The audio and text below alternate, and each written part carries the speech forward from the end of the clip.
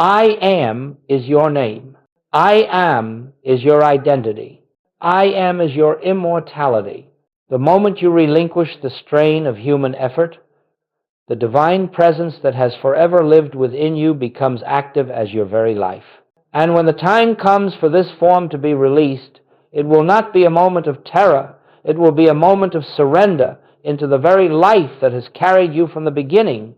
You will recognize it not as the end, but as the continuation of what has always been.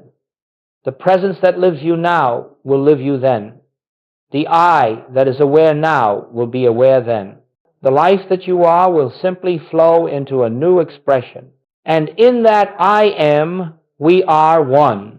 My friends, for many years we have labored under the belief that the spiritual life is achieved by effort, by striving, by pleading, by searching for some distant God who must be persuaded to enter our experience.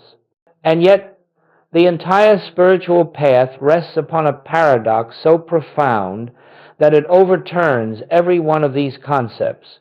The moment you cease trying to make God act, God begins to reveal himself.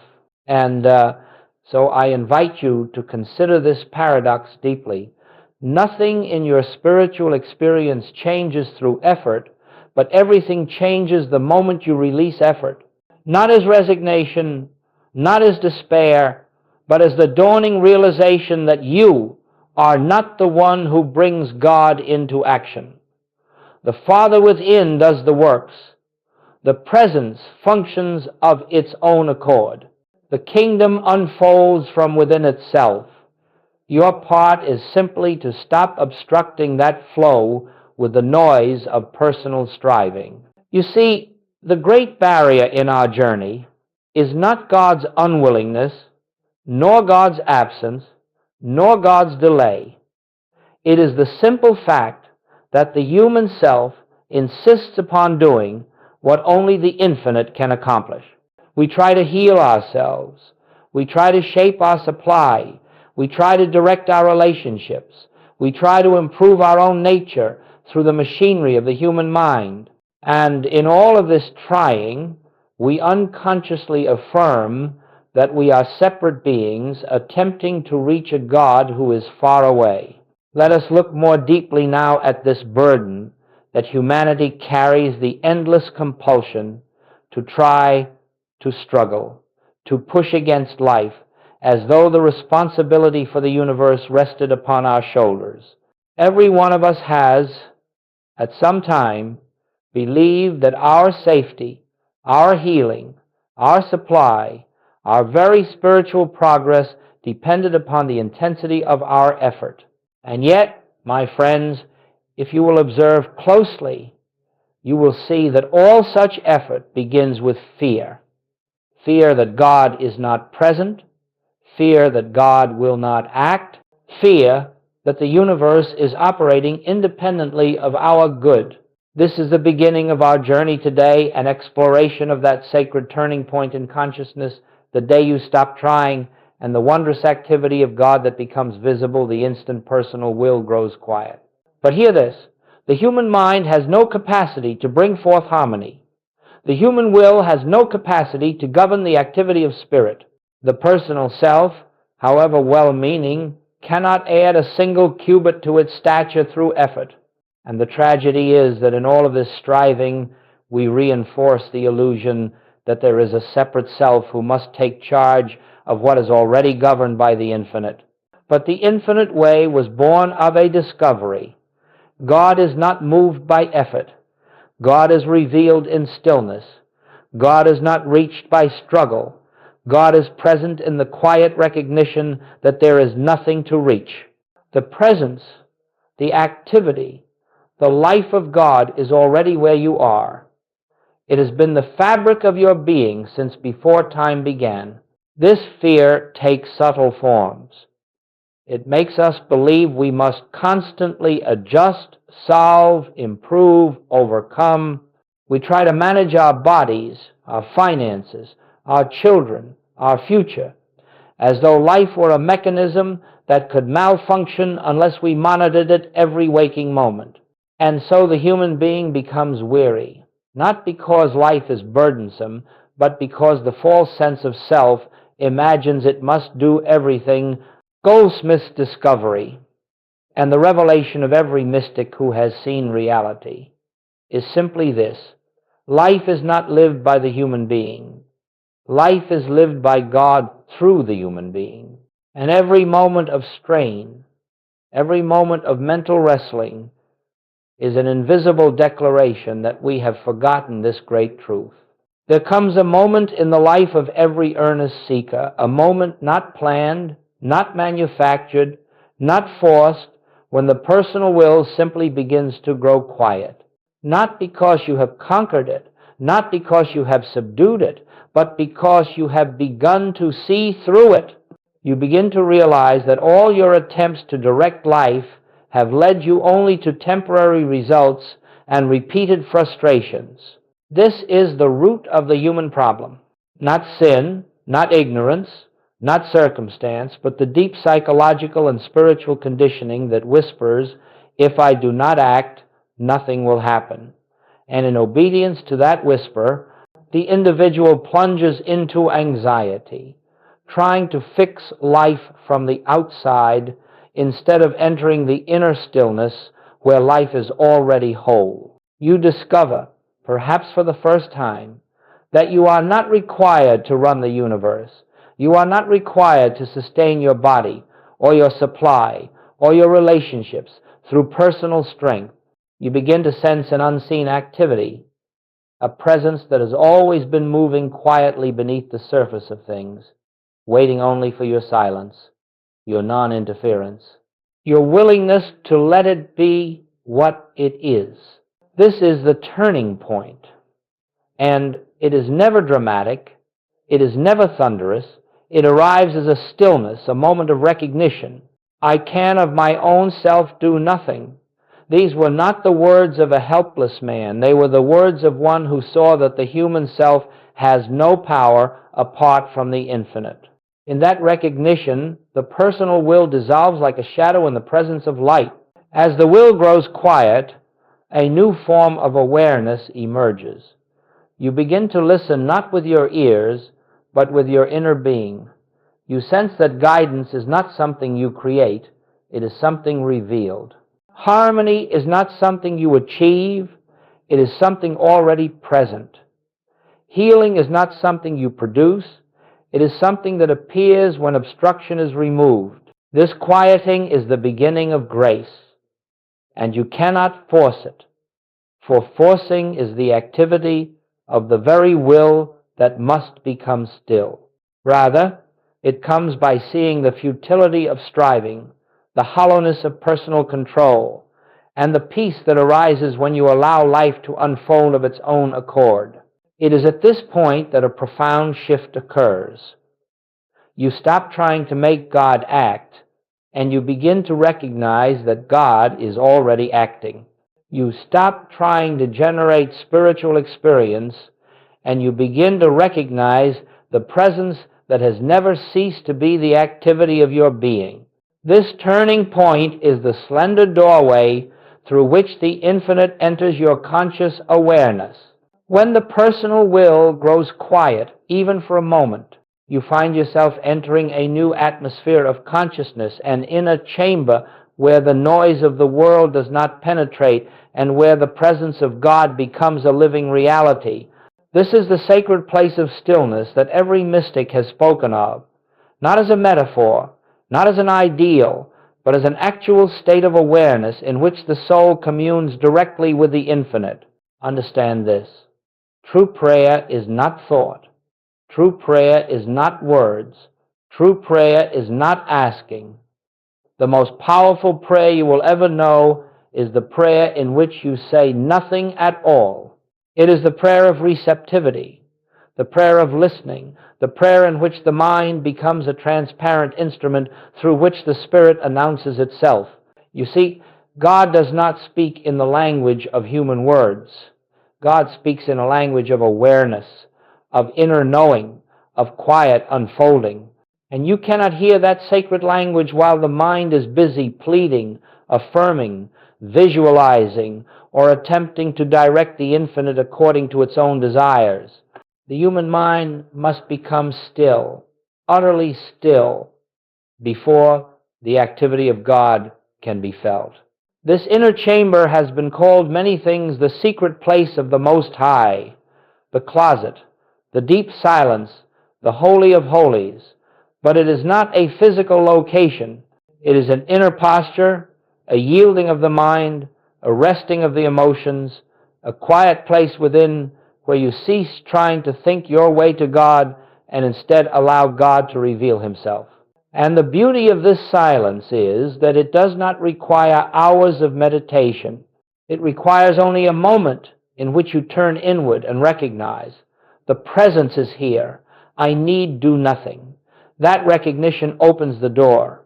That recognition shifts the center of activity from the human to the divine. In this silence, you are not trying to change anything. You are not working on a problem. You are not seeking guidance. You are simply abiding in the awareness of God's presence, and in that abiding, something extraordinary happens. The divine activity begins to function without your thought, without your effort, without your direction. This is the secret of spiritual living. God is always speaking, always revealing, always unfolding. It is only the constant noise of human striving that prevents us from hearing.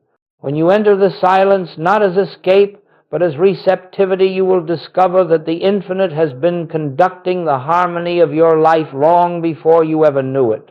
There comes, in the life of every earnest seeker, a day that is unlike any day before it. It may not arrive with fanfare, and it may not come in the way you expect, but it is a day marked by a profound inner shift.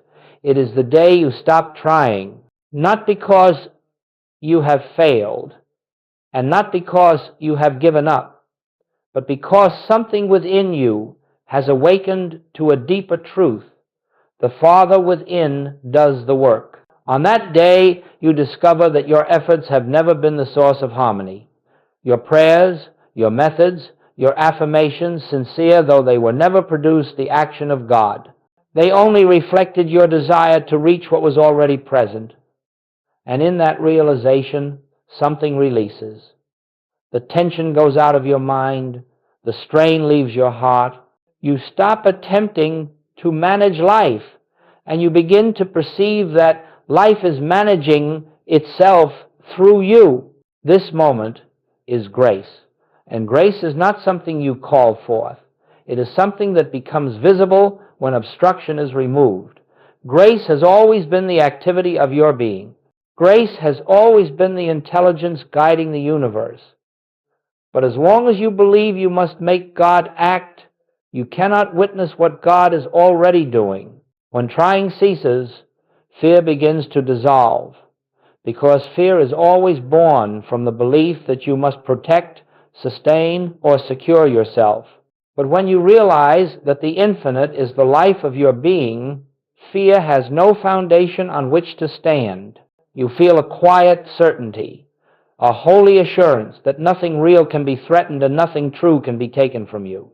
In the moment of grace, you sense that God is not something you reach, but the very essence of your being revealing itself.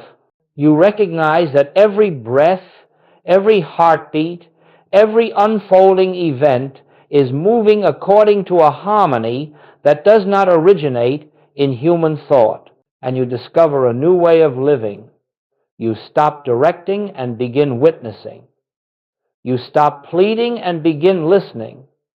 You stop fearing and begin trusting. You stop working from the outside and begin resting in the inner presence that needs no assistance from you. This moment of grace does not come as the result of effort, but as the cessation of effort. When the noise of striving falls silent, the gentle voice of the infinite is heard.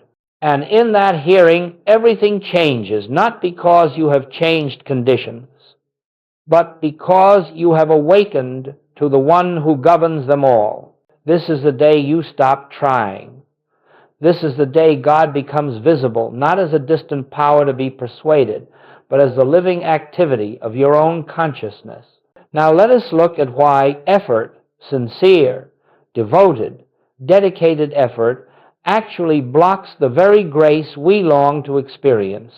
This is one of the deepest revelations of the spiritual life, and until it is understood, a student can spend years circling the same mountains, wondering why prayers seem unanswered and why peace appears elusive. The reason is simple. Effort is always the activity of the separated self. Effort says, I must accomplish this. I must bring harmony. I must overcome this condition. And the moment you take that position, you have unknowingly placed yourself outside of the infinite, believing there is you on one side and God on the other. In that very belief lies the obstruction. You see, God is not something separate from you. God is the very substance of your being. God is the life, the intelligence, the activity of your consciousness. So when the personal self attempts to reach God, it is like a wave trying to reach the ocean. The very act of striving affirms a separation that never existed, and in that affirmation, grace is obscured, not withheld, but hidden behind the veil of your own self-effort. Goldsmit discovered a profound spiritual law. Any attempt to use God for personal ends separates the seeker from the experience of God. You cannot use truth because truth is not a tool, it is your identity.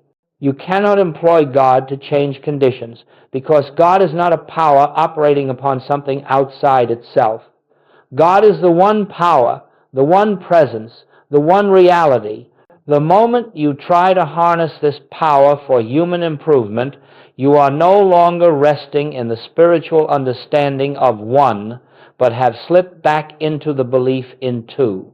Effort arises from fear and from the false assumption that the universe requires your intervention. But the infinite way teaches that nothing true needs your assistance. Harmony is never created, it is revealed. Supply is never manufactured, it is unfolded. Healing is never produced, it is recognized. These are spiritual principles, and they function only when the mind becomes still enough to let the invisible act. The invisible law of the Spirit is this: where the personal self acts, grace is silent. Where the personal self is silent, grace acts. And so, when you cease striving, you are not becoming passive, you are stepping aside so that the divine activity, which has been present all along, may become visible in your experience. It is not your effort that heals, but your surrender. Not your plans that prosper you, but your willingness to trust the unseen order of the universe. Not your strength that carries you, but the realization that the infinite is the life that lives you.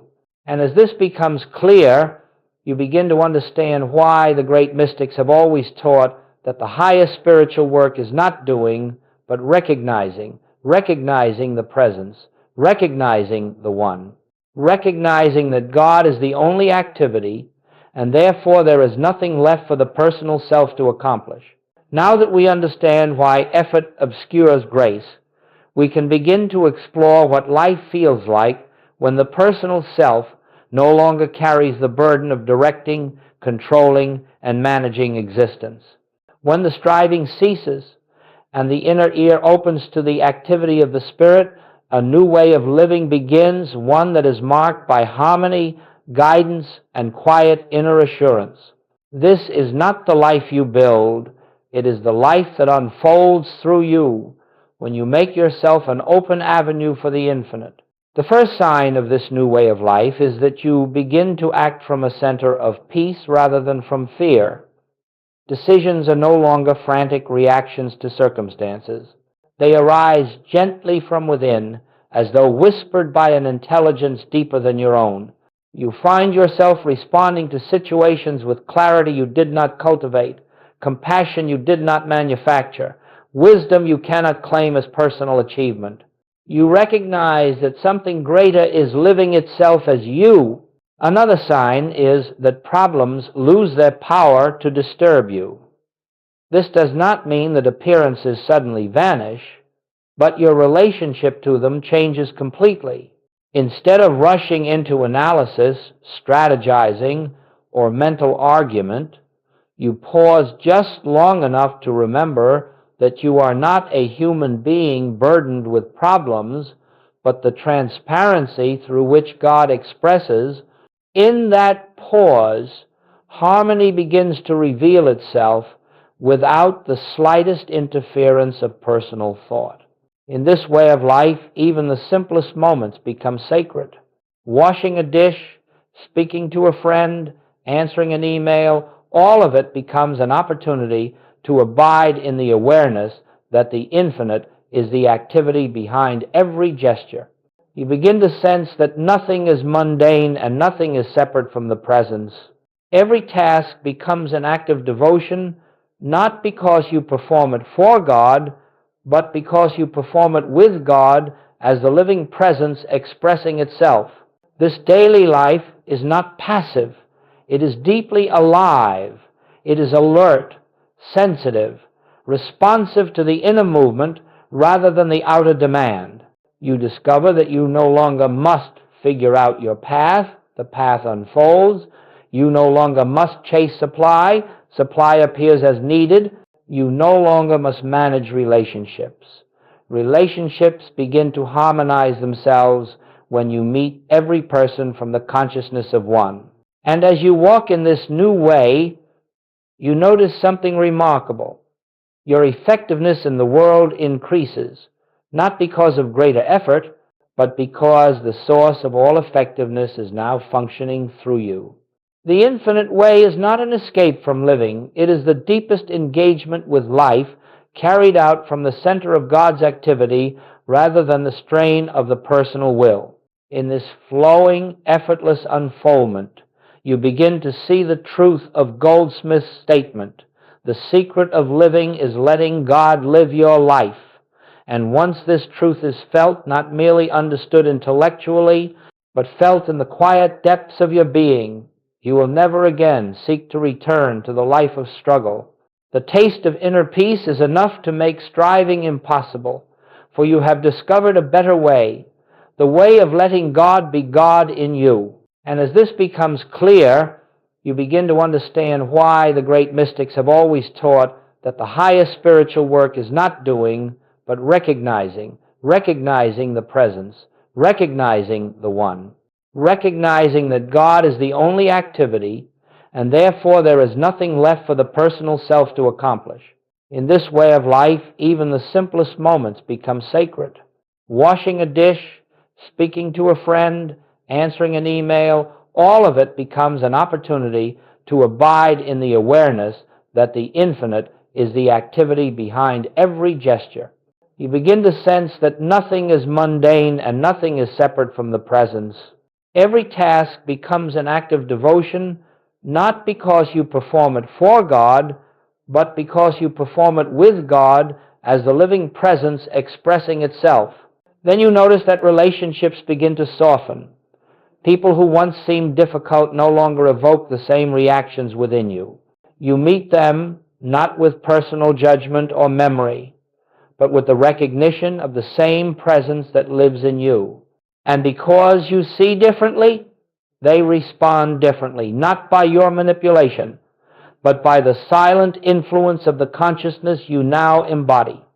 The world begins to meet you according to your realization of oneness. Another evidence is that solutions appear without struggle. A problem that once consumed your mind shows a way forward at the moment you release it into the silence.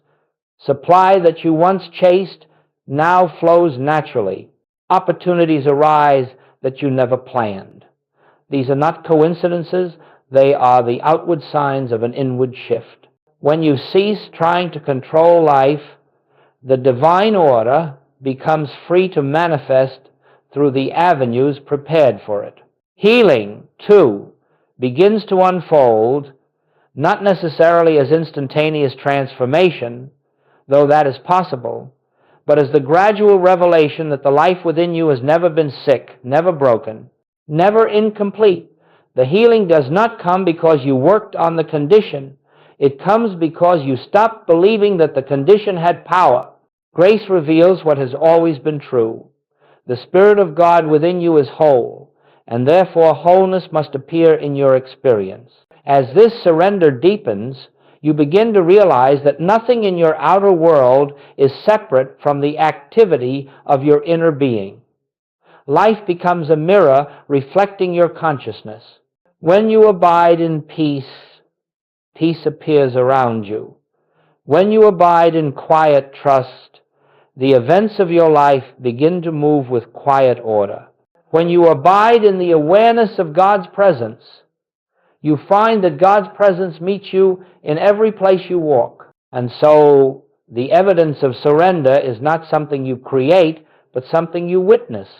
It is the dawning recognition that the universe is benevolent, that the infinite is trustworthy, and that harmony is the natural condition of life once the personal self steps aside. You begin to see that grace was never absent. It was only obstructed by the noise of striving. Another evidence is that solutions appear without struggle.